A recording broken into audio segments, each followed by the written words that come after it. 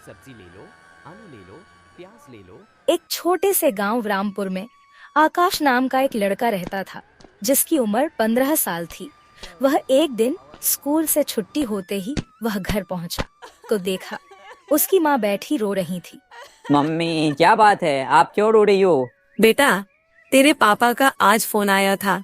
तेरे पापा शुरू शुरू में पैसे भिजवाते थे, धीरे धीरे वो भी बंद कर दिए, फिर फोन भी करना बंद कर दिया।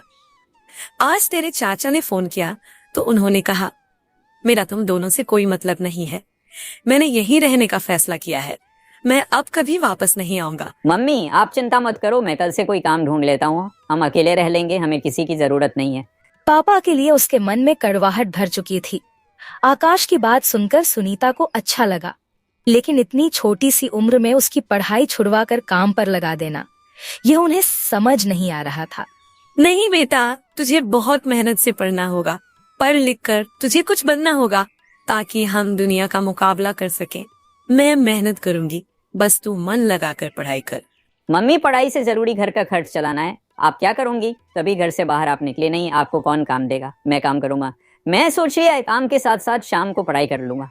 अगले दिन से आकाश काम की तलाश में भटकने लगता है, पर उसको कोई काम नहीं देता है। इधर सुनीता भी काम की तलाश शुरू कर देती है, लेकिन उन्हें भी कोई काम नहीं मिलता। दोपहर में आकाश को भूख लगती है।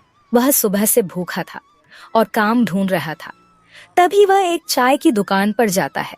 भैया मुझे एक चाय दे सकते हो? लेकिन मेरे पास पैसे नहीं हैं, बहुत भूख लगी है, मैं शाम तक आपकी दुकान पर काम कर दूंगा। भूख लगी है तो चाय क्यों पीना चाहता है? खाने के पैसे नहीं हैं, चाय से भूख मर जाएगी। दुकानदार उसे चाय और साथ में पाव खाने को देता है। आकाश खाने के बाद दुकानदार के पास पहुंचता है। बताइए क्या काम करना है, मैं शाम तक आपका काम करता रहूंगा। जा बेटा घर जा, हम छोटे बच्चों से काम नहीं करवाते, किसी ने देख लिया तो पुलिस हमें पकड़ लेगी। लेकिन मैंने आपकी चाय पी है, उसके पैसे कैसे चुकाऊंगा? जा बेटा, जब पैसे हों दे जाना। नहीं, मुझे कुछ न कुछ काम बताइए, मैं कर दूंगा। अच्छा एक काम कर, चौराहे पर एक बेकरी है, वहां से मुझे पाव ला दे, ये ले पैसे और मेरी साइकिल ले जा। पर अंकल मुझे साइकिल चलाना नहीं आती है, मैं पैदल चला जाऊंगा। वह पैसे लेकर बड़े बाजार पहुंच जाता है। वह पाव लेकर वापस आने लगता है। तभी पाव वाला पूछता है, सुन, तू और भी दुकानों पर मेरे पाव पहुंचाएगा, मैं इस चीज के तुझे रोज पैसे दूंगा। शाम तक जितने पाव पहुंचाएगा उसके उतने पैसे मिलेंगे, लेकिन काम ईमानदारी से करना। मालिक मैं ईमानदारी से काम करूंगा, आप चिंता मत करो, बस मेरे पैसे वक्त पर देना। अगले दिन आकाश पाव वाले की दुकान पर पहुंच जाता है। वह उसके पाव दुकानों पर पहुंचा देता है। शाम को उसे 200 रुपए मिल जाते हैं। घर आकर वह सुनीता को सारी बात बताता है। दूसरे दिन भी वह मेहनत से काम करता है। शाम को जब वह अपने पैसे लेने पहुंचता है तो पाव वाला उससे कहता है, सुन बेटा, तेरे काम करने से मेरा बहुत फायदा हो रहा है। कल तू पाव देने के बाद दूसरे बाजार में जाकर ये पाव वहां की दुकान वालों को दिखाना, क्या पता वहां से ऑर्डर मिलने लगे, इससे मेरी भी कमाई होगी और तेरी भी।